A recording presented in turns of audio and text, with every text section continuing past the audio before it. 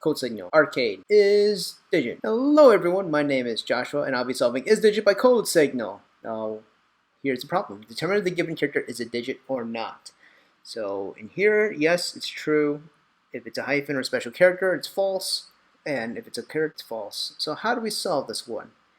Well, in Java, you could just do return character.isDigit, and that would be the way to solve that question. And if you run this test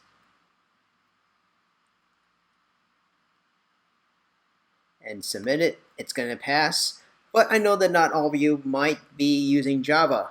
So, and I didn't think about that. So I now have to solve it with my intuition.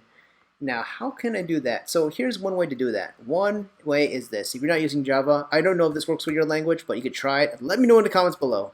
So you can do this. If symbol, oh, actually, here's what we can do. We just return that Boolean case where if that symbol is greater or equal to 0, the character symbol is 0, or symbol is less than or equal to 9.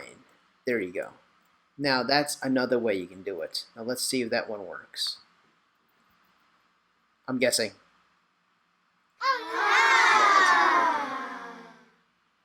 Oh, character dash. Oh, I know why. Hold for a second, guys. This is how you do it. I'm sorry. You have to put this ampersand, double ampersand symbol, because it has to be within that range.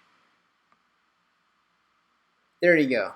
Now this might work with any other language. I know you guys don't have that character that is digit, which is cheap move by Java users, but you can use this one and that should work as well. I hope you guys like this content. Please like and subscribe. If you do, I will give you a secret cheat code to life hacks, unlimited Pokeballs, unlimited rare candies, so that you could, or unlimited money to pass college and get a grad degree. Just kidding.